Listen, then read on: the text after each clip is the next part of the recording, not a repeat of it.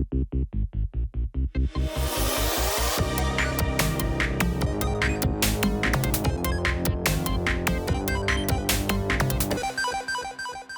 everybody to episode 68 of New Game Experience. My name is Juan Paulini, and today I'm sitting here only with the one and only Christian Caroli. How are you? All good, all good. Ready for this sniper super assertive episode. Only two opinions instead of three. Yeah, it's hard to we miss our little John buddy.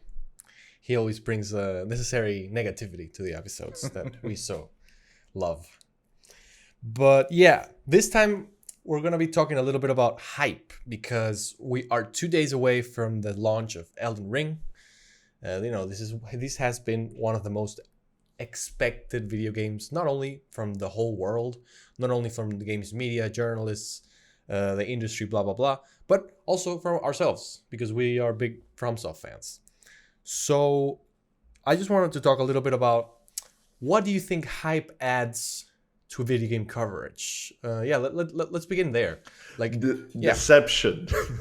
Deception, correct. Deceit. Yeah. Disappointment. I mean, it's really for me, it's weird. Hype is kind of like a weird concept because you do need, especially when it comes to like collaborative games or co-op games, you do need like to have kind of like a pitch to get people involved. Otherwise, it's hard to like gather the momentum organically. I mean, we should know. I think that the first time I picked up Destiny with a few friends, it was very recently, and it was hard to motivate people to jump in for the price point and also like getting everyone like excited about it, and like there are a lot of myths around it. So but when it's a hyped game, everyone's like on board from day one, so you get a lot of people to play with. Yeah, that's true. Actually, in our group, which is kind of like a little microcosm of Venezuelan people all over the place, it's like there are a lot of FromSoft fans, but there are people who are not, and even those people are feeling a little bit of FOMO and got into it. They got into it. They bought it. They bought the pre-release. We're breaking like several rules here with Yeah, this game, and I'm glad exactly. that we're not mistaken. Yeah, exactly. Well, I hope we're not, and I don't think we are, because this I don't game. think we are. It's been Yeah, like the embargo it's out, and it's universally loved. yeah. The only thing, and I think we all expected this, is that apparently the PC version runs like shit. Imagine that. I'm so surprised. Exactly. And so, we got like two people who But wanted to play. it wasn't that bad. It just doesn't run at 4K, even though you have a Oh, great machine or something like that. okay. Yeah, it seems like it's like bad optimization rather than the game running Wow. poorly, right? Or something No, like that. no way. You think they? Yeah, yeah. I mean, I'm pretty impressed that the bugs, like usually, like day one from software games, tend to be kind of buggy. Hmm. So, I mean, at least they're getting better. Like they're getting better. The good thing about their games is like you don't realize there are bugs because you're stuck in kind of like the first level for several days, and then you don't see them. Yeah, exactly. They have time to patch it out because people can't even get to the place yet. So yeah, Exactly. that's positive for them. So yeah, I think that hype is a very dangerous thing, and I think that this is kind of like a feedback. Well, not feedback. It's kind of like a weird monster because it gets fed by the three, let's say, pillars of the industry, which are gamers or the consumer, the makers of the game, and mostly the marketing, and then also like games media. And here I would include like streamers. I would include independent podcast companies like LSM. Well, not LSM. They don't really do that, but kind of funny. Like all of these like independent people who work around games and that aren't part of a specific Yeah. outlet. And I think that like even in the best of cases, I don't think that this is a positive thing at all, because in the best of cases, okay, so the game comes out and it's not a mess, and some people have some like incidental issues here and there, but what did hype really accomplish? I mean, okay, it got you some pre-orders, maybe a lot of them, but Millions. exactly millions of pre-orders in the case that I'm about to mention, which is like, so what you stand to gain as a corporation is a lot in that sense. However, what you stand to lose when you look at things like Cyberpunk, it's so big that I don't know. Like I like my game announcements.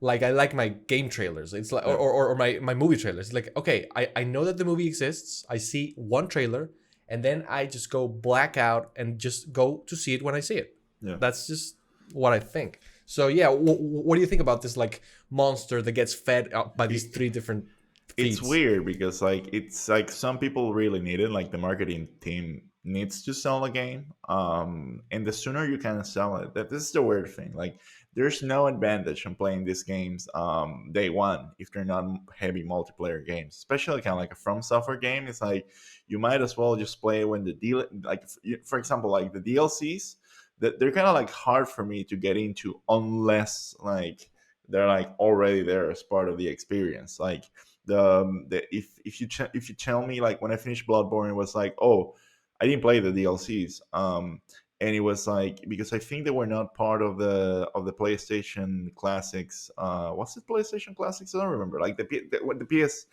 PS Plus version, and it was like $25, and it was like, damn, I really like I stopped playing it, and it was like I don't feel like I can get back into it, kind of thing. So I think that for me, like in some cases, if I had kind of like the final version of like game of the year, like kind of like how it happened with me with The Witcher 3, like when I Mm. played it, it had already the two DLCs, like it's already patched out to hell, and it was just this incredible experience that felt like a couple of seasons of content, like almost like a movie in a way.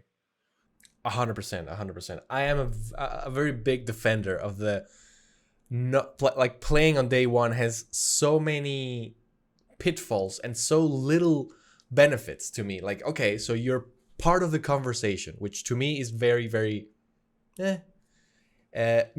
I do believe that there's something cool about like with your friends. If like for Yeah. example, we are all playing right now Horizon Forbidden West, and I do think it's cool. Like I'm not dismissing it 100%. The fact that we can all like, oh, did you do this? Like, where are you? Like, we give each other tips. That's cool. That's nice. But I'm a very lone wolf gamer, so to me that is kind of like a take it or leave it kind of thing. Yeah, And but it's not. It's also like it depends way too much in the game because, like, for yeah, example, true. Horizon is not like the richest conversation in the world. It's like, oh, this guy's a dick, and then it's like, oh, keep playing, and it's Yeah. like, okay, I guess he won't be a dick later. Like he gets even dickier. I don't know. It depends on the game a lot. I think like a game, for example, like Destiny, which we started playing yesterday with the expansion. You need the momentum, like you need everyone on board, and you can experience it together. But a game like Horizon, that it's like you don't really need anything. Like you might as well just chill or continue playing, or like you go at your own pace. And I want to say something about something you mentioned about streamers, and it's Hmm. like a lot of games are not that streamable. Like Horizon is a game that I wouldn't stream it. It's like it's hard to like role play it, like you have kind of like a set of objectives that you have to do. It's very contemplative when it's not doing that, so it's kind of weird. Like it's not like a very storytelling, because like what you want in a streamable game is that you have short loops that can Hmm. like tell a story, and then anyone can be like, oh, like that's why battle royales are so popular, because it's like I'm gonna be here for 50 minutes. I want to see what happens, and then okay, it's over now. Should I stick around or should I leave? And then that works very well. But for example, when you have a game like Horizon, it's like, well, you're just doing like random missions here and there. And it's kind of like the same thing that happened to many successful games like Metal Gear games. Like it's not a streamable game. They're kind of linear. Even when they're not linear, it's like pretty solo game. Yeah, true. Although I do think that in games with a lot of emergent gameplay, which I think Metal Gear 5 has a lot of that. All the other ones, I agree with you because they're pretty linear, very story heavy and stuff like that. However, in the fifth one, I do think that there's like room for the streamer to be like, okay, I'm gonna try to do this thing, like doing all headshots, and I don't It know, is like it is something better. like that. It is Yeah. better. I think that Also, it depends on the rhythm. Like the thing is, like there's a lot of running, there's like a lot of down. I think that the key here is downtime. Like Hmm. there are moments in those games where like nothing's happening, and True. and that's one of the reasons why I feel, well, there are several reasons why I feel that Zelda Breath of the Wild is not a hit on Twitch. Like the first one is Nintendo not supporting anything around it and basically copyright striking the music and whatnot, so people don't do it as much. But also, like, there's a lot of downtime. There's a lot of like running here, seeing what happens, practice. I've seen other games that I think that are even like just really good. Like we were playing Sea of Thieves, and once again talking about Sea of Thieves, and I think it's a very streamable game. Like it's 100%. Yeah. literally a pirate story. Like it's and at some point it's like, okay, we have the treasure, we're selling it, and then you can just like gently like log off as a viewer until, oh, I'll stick around for the next adventure or whatever. um and I think that the hype that streamers get, sometimes it just won't live up to, like, they don't know if it's going to live up to the show. I do remember like when Cyberpunk came out, like even a lot of streamers were trying to time. I remember like a stream from Dr. Lupo, who he was getting a new computer, and it was like an amazing rig, and he was like, oh, because he had the ability. He was explaining like his whole tech dive for the computer, and he had the ability of like broadcast true HD video, almost like pixel perfect to Twitch, thanks to his rig that it was like three computers at the same time, one Wow. playing, one recording, and another one like sending data. And he was like, "Oh, Cyberpunk is going to look amazing here. Just wait for it." And well, And we all know what happened. Ooh, it's a good example, but I think that in general, Yeah. like this, some games can be very disappointing. Yeah, and yeah, I do agree. And then there's the thing about, and Cyberpunk is actually the best example for this. I think I have a better example because Okay. Cyberpunk just sucks. But Deathloop, Okay. Okay. Deathloop, I think we were both hyped, like really hyped for it. And then when it came out, I mean, you finished it. I think you platinum it, right? I did. I did. Yeah. I didn't even finish it. I was like, what the fuck? Like, I honestly was incredibly disappointed. Like, it was hyped not only by the studio that already had great games, but also like by the media. It's like 10 out of 10. And then I played it. It was like, what the fuck? I'm just following a yellow dot all over the map. I don't know if that changes like later in the game, but I understood that really doesn't. I mean, it doesn't really. I mean, my journey with Deathloop, just to summarize it, is I was expecting an arcane game. I was very disappointed because for an arcane's like uh repertoire, you played like Prey. I don't know if you No. played Dishonored. Like there's a lot of choice. There's a lot of like tackling one specific objective in very different ways. Here, it's basically at the end a murder puzzle where you just have to figure out the one way to do A, B, C, D, E, F, G. And once you do that, you know, it's cool. The story is whatever. The voice acting is amazing, blah blah blah. But going back to the hype thing, that game is actually a good example as well, because so I expect Sony to hype it so much because I mean it's their game. They invested the like a 1 year exclusivity deal there with Arcane and Bethesda and everything. You expect the the devs also to hype it because it's their game. I mean they have a lot of pride for it. I hope. However, when you get to the media and you get to the people, that's where the divide comes, and where you actually see the actual truth, because that's where you see, like, for example, the mainstream media, gaming media, tens throughout, like almost like unanimous tens, and then people got to play it and people were like, I mean, yeah, but not real. It was kind of. I don't think many people Also, consider it a 10, like no, actual but consumers. I think that's kind of like the tricky thing there. Like, how can I put it?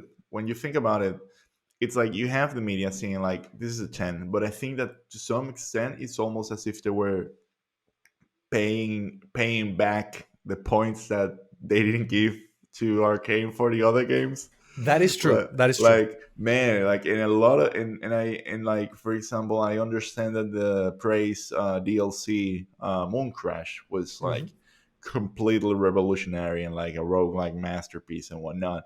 and that went completely under the table. And also, like, Prey was like a really really solid game, and then you got sevens all around. Which it's weird that then they see this game and it's suspicious that they're like, oh, this is a 10 out of 10, and then you're like, okay, why? Like, why is this a 10 out of 10? Is this a classic, generation defining concept?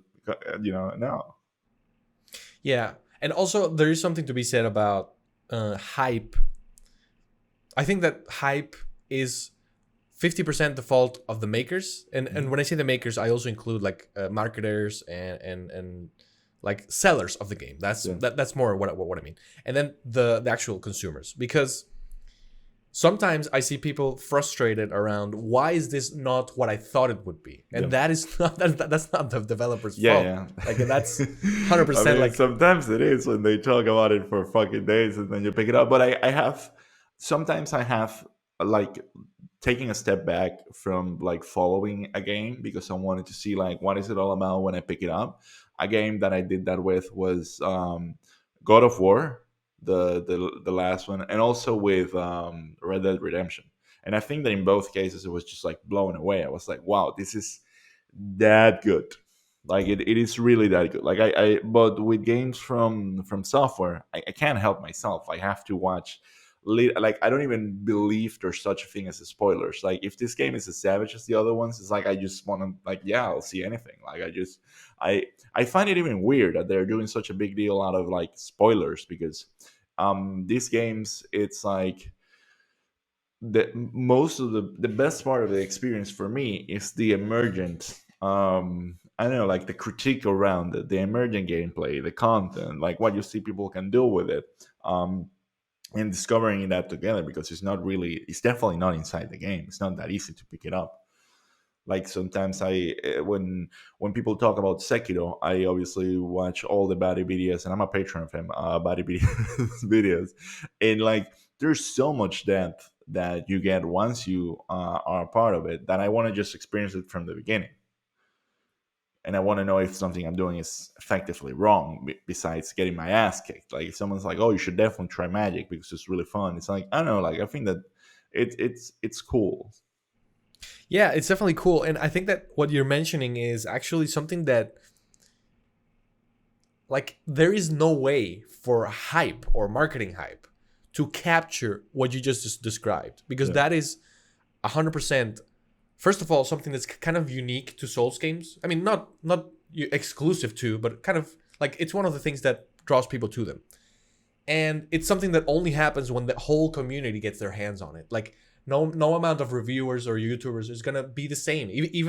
Even Batividia, because he's just one dude. Yeah, they're not you know, gonna so decide. It's impossible for the media to decide what's a meme and what's not. Like, what's the way of like enjoying these games. And these games are so massive that, and they're so hard for most people, that everyone experiences at a different pace, at a different level. Like, I've known people that they have finished this game and they're like 50 years old, and they don't do it in the same way that a 20-year-old does it, or like it takes them like twice the time, or they grind out, they grind it out. Like, it's just, it's great. But with this game, like, when this game was announced and they said it was an open world game, I do remember thinking, like, because for me, like, this game's always been kind of like Zelda in hell. Like, that's how I describe them.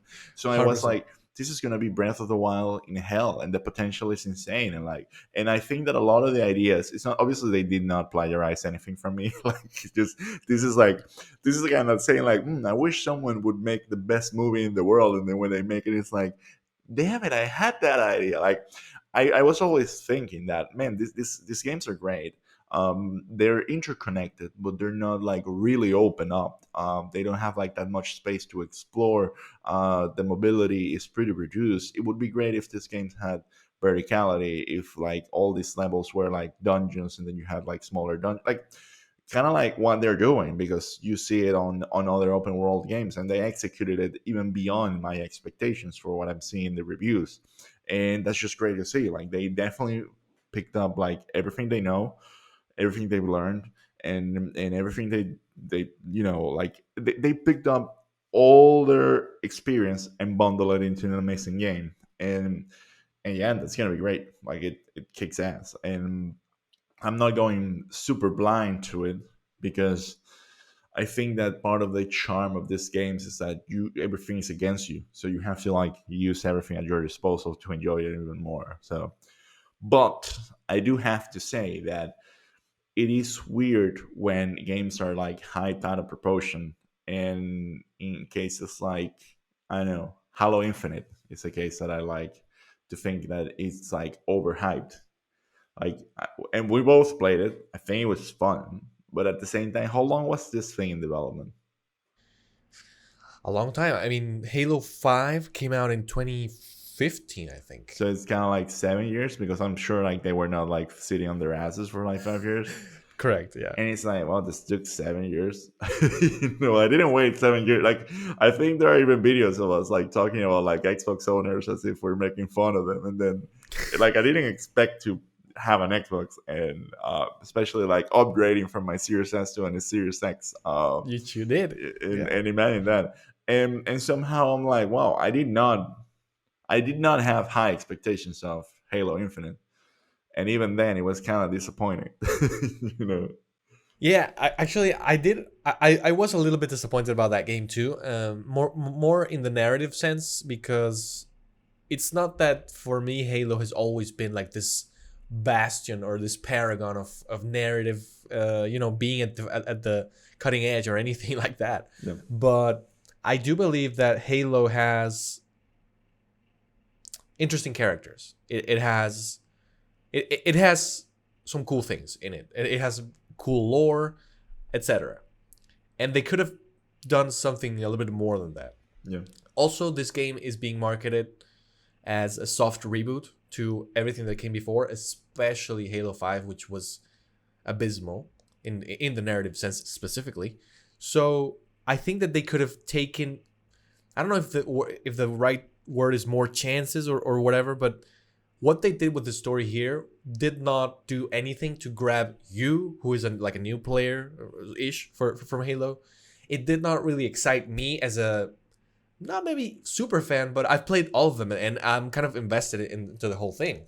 So what did it really accomplish? I mean, it's a fun game. I loved the open world. I think it's fun, and I think it does do new things for Halo in the gameplay department, like with the grapple hook and the way it's more kinetic now, No, no, etc. the hook is amazing. Like Yeah. the game, it carries the hook holds the game. Like, Yes. The but hook. Yes. but it's what you're saying about the story. Like I played these games, and I remember like playing the first one on my PC when it was ported. And it was like this is a fun game. I mean, it's pretty cool. Like that, it's pretty sci-fi.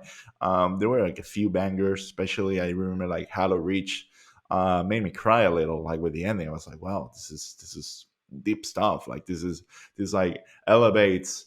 I'm a big fan of like I think I mentioned that here. Like Kojima said that the only true way to understand the power of like Snake was to see his influence through the eyes of another character, and that's why you don't play with Snake in Metal Gear 2. And I'm a big fan of that concept, and the fact that in Halo Reach that gets explored to the fact of like this is the menace, these are the sacrifice that are making everything else possible. Like really elevates Master Chief to another level, and that's the type of storytelling that I'm all about. But here it's like, oh yeah, it's a soft reboot because now we have a new Cortana, and actually when the game ends, she actually calls her like I don't even fucking get like oh my god, I'm a bit of a rancher, but like when the game ends, I think that it's the pilot that says to the to weapon. I mean, I don't know what her new name is gonna be. Like, what's your name? And then she's like, "Hmm, do you I think have it's an okay?" idea. I have an Yeah, idea, and then she something like doesn't that. say it, and I would be the pilot, and I would be like, "Can you What's tell the me? name? What? Like, can you answer the fucking question?" Like, I get it. Like, you do have like this, tight bond after all these battles. How the fuck should I call you? You know.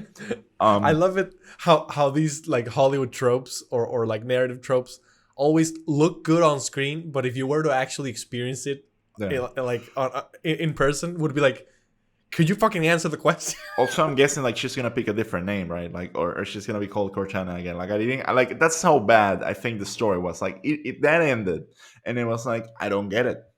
Is she Cortana? Is she I like I don't know what she discovered. Like, even storytelling wise, it should be clear. Like, if she says something like I think I have an idea. It's like, okay, then it should have been clear for everyone, especially people that are like been playing this for 20 hours. What's the name? Like, it's not that clear to me, and it doesn't seem to be that clear to the fandom either.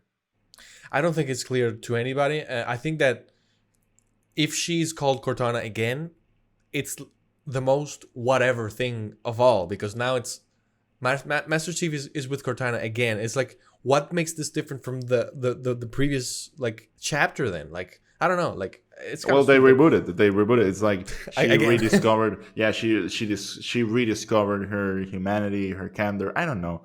I like, but like again, like they sell that as, oh, this is gonna be a definite game, and it does really cool things, and it opens up, and it's really fun at sometimes. But it's like the game doesn't know that that's when it's the best it can be. Like it does all those great things, and then it's like, and it was marketed as having all those great things, and then it's like, but now let's go to a hallway for like 3 hours, and then let's have a boss fight that mechanically it's not even that cool or different in any of the cases, and you're like, the fuck is like it's just it does not live up to the hype. Like it's just like that. It just lives up to the hype of being what it has been for 20 years, and that can be definitely exhausting. I don't know. I think I disagree, because I think that the weight of the Halo name is bigger than what this game ended up being. Yeah, for sure. But that's kind of like what Yeah. I'm saying. Like Oh, okay, okay, cool. you've been Yeah. expecting the same. Like the best it can do is like be another Halo game, Yeah. and then have like a little bit of like a glimpse of what this game could be, and still be Halo. Because I think like when they give you the hook, you're still Halo. You still have like a Yes. lot of mobility. You still have kind of like this open combat that is what made it great. Like what made great Halo was like it was the first FPS that had console FPS that had this kind of like blank slate for how you're gonna approach a fight. Yeah. And also, yeah, like the scope. I believe that the levels were also like Yeah, they were pretty exceedingly big and massive. everything. Yeah, they were Exactly. big. You had to figure, like it can still have those things and still innovate and still be cool. So I don't know. It's just it's an example of like when hype just does not live up to it, and then even it's more problematic for the sequels when you're like, can it? How can you make it even better? Have you had any experiences where, because like we talked about Cyberpunk, we talked about Halo, we talked about Deathloop, but I don't think that those are like things that hit close to your heart, because unless I'm mistaken. Like But disappointed? yeah, like what experiences have you had where hyped really burned you, really burned So I definitely Cyberpunk I think killed everyone you?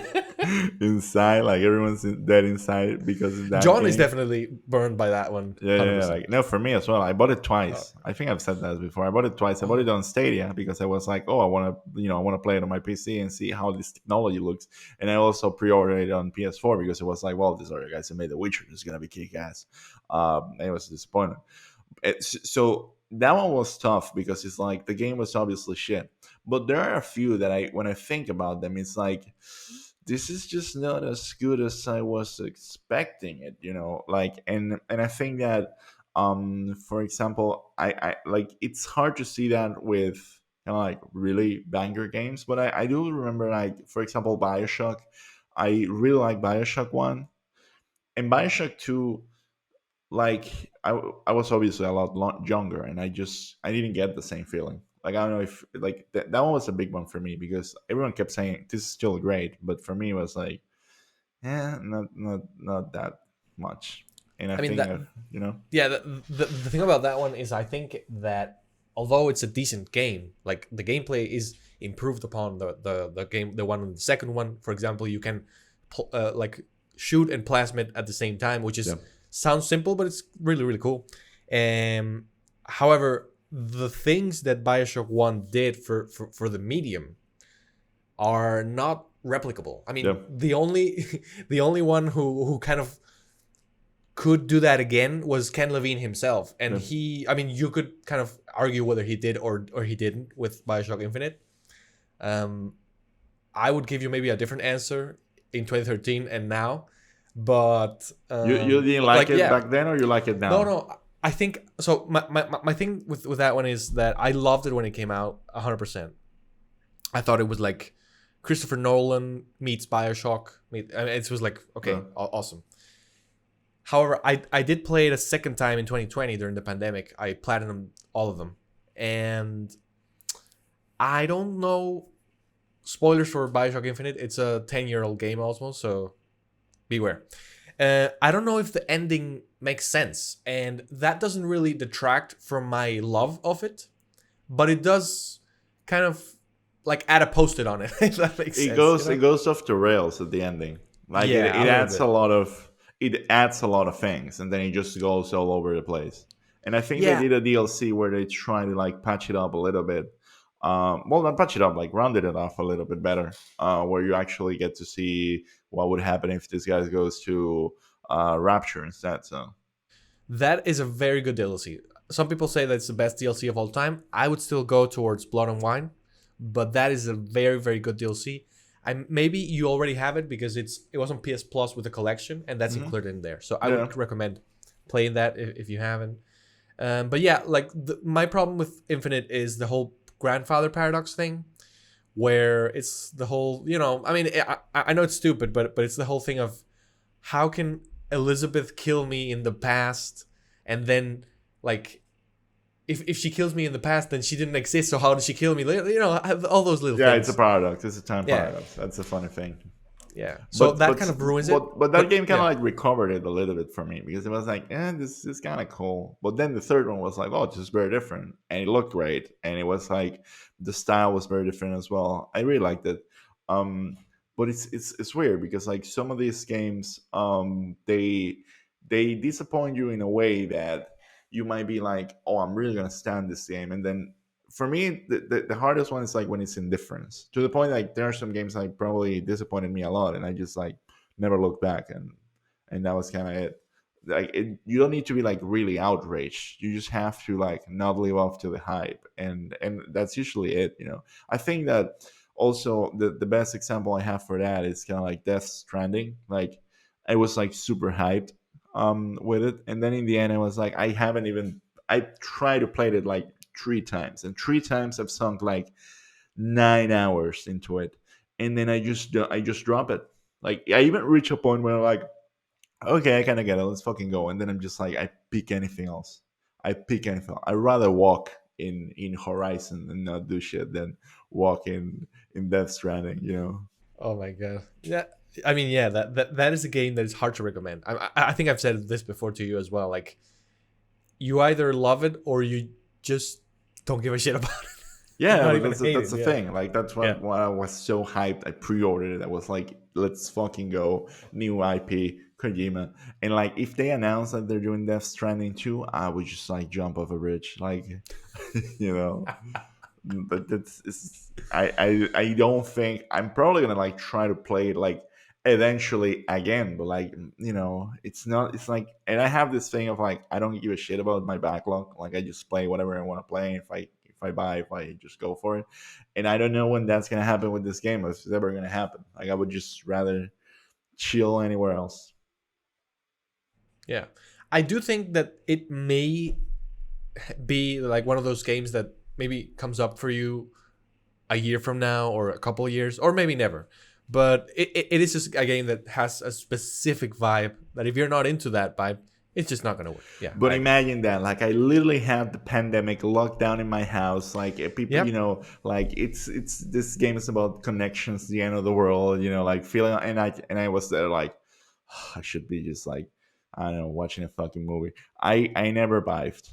I don't know, like it's just, but it's weird because I think that I'm glad that people liked it, and that that that probably more is going to come from that, and that's cool. Like I also understand like once the hype passes, it's also like a good time to like pick up games. Like I played a few games on day one, and some games years after, and I think that I've had the experience of like enjoying both of them, no matter when. Yeah. I would still like lean towards not day one because of what you explained before, like a couple of talking points before, where you said like patches, DLC, blah blah blah. Like all of that to me is more valuable than just, oh my god, I'm so excited. Like to me it's just that, like I have But so many games. Yeah. yeah, but at the same time, some games like you can play the day one and you're gonna have like the full experience. Like I think of like even last year, Ghost of Tsushima. I like started like day one and it was like super cool. I don't think I think I did too. like if anything, it's the PS5 patch, but I didn't have a PS5 back then, so it was what it was. And also for The Last of Us 2, I don't think that playing it today is like massively different than playing it back then. I think that if anything, if you played it today, probably you're not gonna be like part of that conversation whether you thought it sucked or not. So maybe there's a, but I think that it's also like a tough game to I would say that that's a tough game to recommend to people. Yeah, I don't know if I agree whether. I mean, you said that playing it now it's kind of the same as before. I would say not, because like the way the vitriol and the toxicity around that conversation was, this is actually a very good example of like the opposite of what a From Software game does. Because when a From Software game, like we just established, comes, the community gets around it, they pick it apart, they kind of reveal all the secrets. Here, they got their hands on it with the spoilers before, they misrepresented a lot of things, they got mad preemptively at the game, and then they hated it. Some people without even having played it. And then, like, everybody And hated some it. people were It's, proud that they didn't play it at all. And yeah, it's like, exactly.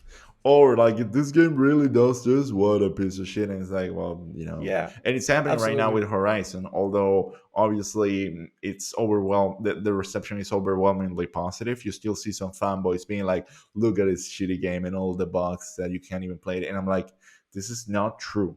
Like if you play Cyberpunk when it launched, it's like, yes, this is fucking atrocious. If you played like Fallout 76 when it came out, it's like, yes, this is like technologically broken. But here's like, I haven't even seen the first fucking bug. Like there are some videos of people that literally didn't update their games, recorded like glitches that were fixed in day one patches, and they were just like, look at this shit, or being like, haha, they're doing the same trick that Monster Hunter has been doing for 10 years. And it's like, this game looks better, plays better, and you just kind of like, it just, I'm not gonna compare it to Monster Hunter, but it's its own thing. Like it just, and I kind of get that from the discussion in The Last of Us too.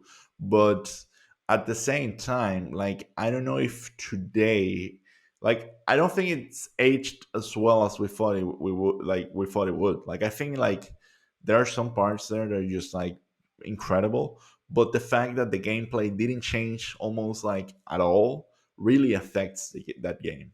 Like Okay. the first one I think is just better. Like that's my problem with the second one. I think it's a great game. You remove the poster. Oh no, it fell. There And you I, go. I haven't put it up again. I was like, what the fuck? Like, I think the first, I mean, obviously the second one is like a technological marvel, but I think the first one is just better. Like that's how I live it. Like, obviously the second one is bigger, but I just like the first one better. Like, and that's why I think it aged poorly. You know? Okay, I can see your point. You made Ellie so sad that she just Nah, was like, exactly. "Ugh." She's just like preventively. Exactly. So yeah, I think that we can kind of move on to the last part of the show. This is gonna be a much shorter episode because I think that 1/3 shorter. 1/3 shorter. Yeah, absolutely. And yeah, the only last thing I wanted to say is that for like what I try to apply, and I think I do it successfully, is to be informed of what new games I'm interested in, like see trailers to like get a feel of the game. But I don't think that it benefits. I mean, everybody can do their own thing. I just personally don't think it benefits me as a person to be consuming all of the trailers that come out, all of the state of plays that come out, all of the reviews. Like to me, it's just like, okay, I know I want to play Elden Ring. I've played all of these people's games. Let's shut the thing and just wait until it comes out and just get my own opinion then. Yeah. That's the way Yeah, I try to do I it. would So. put it this way. Like I would say that we have to build up the energy required to have like a healthy level of enthusiasm for a game. Exactly. Like You said the key point. Healthy level of enthusiasm, healthy level of excitement, but don't let it reach hype the because whenever that happens, that's never going to bring in something good. Never. like if you watch 5 seconds of Forbidden West and you're impressed by the visuals, and and someone tells you that this is just as good as the first one and it's more free and whatnot, then it's like, okay, I'll pick it up. If you are at that point already excited, then you don't need to like watch every single development commentary or state of play or whatever. Like it just reach a point where you're like, let's go. And if it's a game where you actually need to like know stuff that is coming out in order to be better at it, like for example Destiny, or to some extent I would say the Front Software games, according to your playstyle, it's also something that do it in a way that just you can keep up with it, because otherwise some people get mad at games before they come out. They expect games of the year or things that they're just games. And yeah. Absolutely. So we're gonna be talking about a little bit about what we're playing. I am looking forward to hearing your impressions about the Witch Queen, which Hmm. I know you've been playing. So please go ahead. Let me know what are your impressions about yesterday. Bungie is insane. Like in the game is just obviously I don't know much of the lore of Destiny. I just try to cut up like reading like the basic stuff and like what I played before. Uh and this seems like they're ramping up to a huge kind of like momentum in the story, and it's building up nicely. The production quality is off the roof. This is kind of like beyond a AAA game. It's just insane, the level of quality, the graded, how it plays. Um, I am seeing the things like it is a vertical game as well. Like the light level has been ramped up to 13 and 50, and and yeah, there are like some. I see that the new world looks beautiful. It looks unique. Like it's hard to say, oh, this comes from here. Like to some extent, it just feels like they define what Destiny looks like and feels like. It just feels great. And I'm surprised that they had the biggest kind of like the biggest release, second biggest release in their history, and the servers like it didn't even make a dent. Like it just had like a few minutes of like wait time, and then that even that disappeared. So it was an amazing day one release. The new weapons are cool. The campaign looks great, and the new things they've added, they're just amazing. You can build your own weapons, which you discover kind of like the schematics of it, and then you can build it.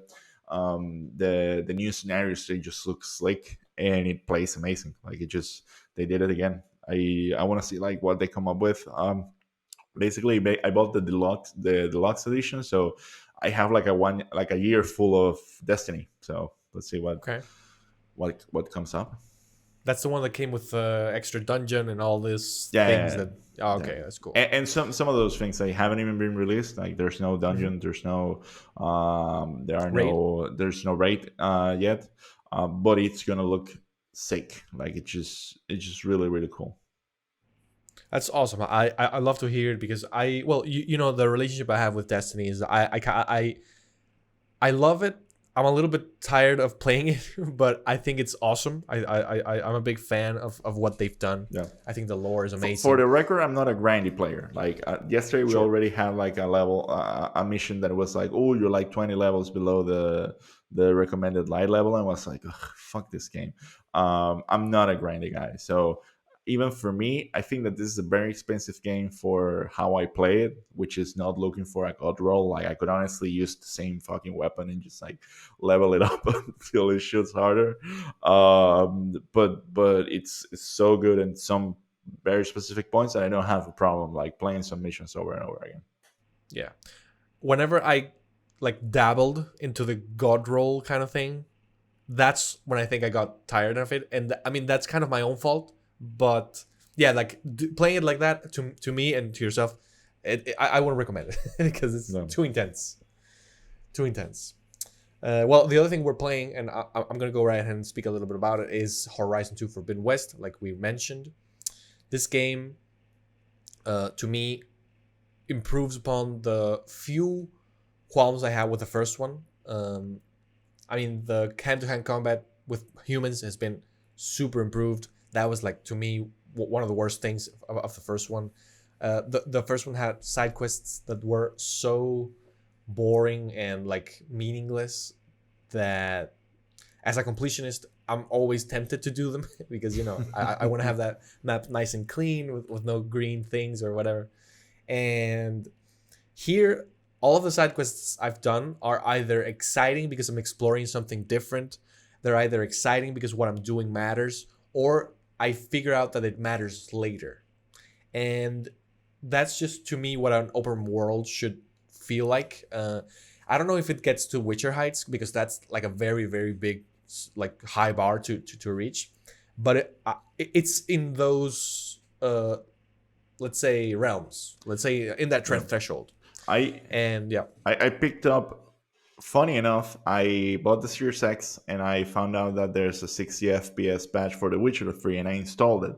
And I have to say that The Witcher, my friend, it's aging. It's getting older. I oh my mean, god, it still holds up. It still 100% still holds up. 7 years.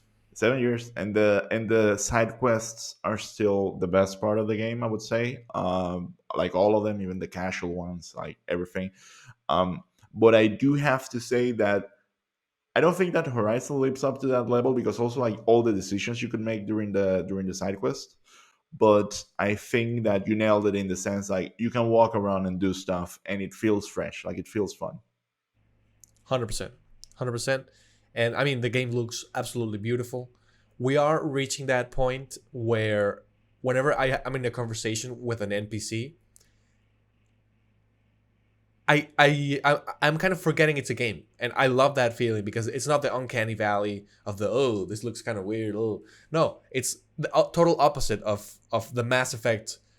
Eyes wide open like the Yeah. collectors, blah blah blah blah, and it's like Also, it's funny because I think this game does something that I do find uncanny, which is like most of the NPCs they look like real people. Like yes, you yes, know that Simpson episode where they are like filming a movie on Springfield and they paint horses like cows, and they're like, oh, if you want them to look like cows, you need to have horses. And at some point, I think they're also like casting Mo to be kind of like an ugly character, and they're like, okay. I said movie ugly, not ugly ugly, and that's what kind of like happens. Like these people, they look like if they were like the developers of the game or like the family members of the developers of the game. Only a handful of them look like movie people, like, and the rest is like, wow, this just like she looks like a computer science, major, like a developer. Like when I say a developer, I don't mean a developer of the game, like someone that works in tech kind of thing. And everyone's like not really that fit or like kind of chunky. It's just, and again, like it's a little bit of like diversity in gaming and whatnot, and I'm probably that's why they're getting like some vitriol online, which is kind of like a very stupid and bullshit thing to do, but it just feels a little bit weird. Yeah, I know exactly what you mean. I think it I mean, to me it's positive because it's kind of like the real world. Like in the real world, it's not all skinny, super buff people or super Yeah. fit people. So yeah, but I know exactly what you mean. I did encounter one thing that I found was particularly weird, which is I found this old lady. Like she had an old lady face and Mhm. like the skin and a little bit of here, and then she was like totally ripped, like her body was totally. And Take I'm a like, screenshot okay, next time. It's like an anime yeah, character. exactly. If Something. I do one push up every time there's a bug in the horizon. Oh my Also, god. the game is like I haven't seen like any like massive bugs. The only one I encountered was like the frame drop thingy that at some point like the frame drop drops and then you have to like quit and go back into the game. And apparently they fixed that. So if you're watching this and you're thinking, oh, I'm gonna wait for the bugs to be fixed, there are no bugs. Like it's perfectly Yeah, playable. I mean, I've encountered a couple of things that to me aren't really like game changers or game breakers or anything like breakers. And I think that once I had to like talk to this NPC, she was in another place than she should have been. So I had to remember where she was before, Yeah. go to that place where there was no one, Hmm. and the command popped up to speak with her. Yeah. So that's kind of shitty. but it's, I mean, not really They'll game fix it. breaking. They'll fix it. Yeah, Like compared they'll to definitely Dying fix it. Light 2, this is like a flawless Oh, masterpiece. It can still and 100%. still fun. Super, super fun. The additions, as I said, are cool. Now you have like 6 skill trees, which is insane, but super, super, super Yeah. fun. They're pretty generous with the skill points. Sometimes I forget that they're there, and then I suddenly see 20 skill points Yeah, I waiting for had me. at some point I was like not checking. Suddenly I had 10, and it's like, Yeah, but it's, also and also like they unblock meaningful stuff, and I really they like do. that some of the points were no longer like, for example, now when you have a mount, you call it whenever you want it, so Mhm. that's really cool. Some improvement also, like the improved crafting and improve collection. It's up in the skill tree that used to be kind of like an end game kind of thing in the other Mm. game. So they improved that. I think the game is easier. Probably you're playing it in hard or in normal. Actually, I'm playing it on normal, and I sometimes get my ass kicked. So Yeah, I think, yeah. So do I. So I think that there's like at the beginning, like you don't have like that many assets. Like it's definitely not a fashion Horizon game. Like you probably like it's important to improve the armor and whatnot. So absolutely, absolutely. Well, my friend, we've reached the end of the episode. If you like that, please subscribe, share it with your friends, comment, download be it on the and play lookout. it on your TV. Download, yeah, do Burn it in a all of that. Blu-ray and Yeah. distribute it in the Also, streets. create extra accounts and subscribe from those accounts as well. You know, we'll take all the help we can get. Exactly. Paid a Russian hacker to subscribe 1,000 Oh my times. god. Exactly. And if you like this, we'll be here next week as well. Please check out hammerspacepodcast.com, which is this man over here's podcast. And we'll see you next week.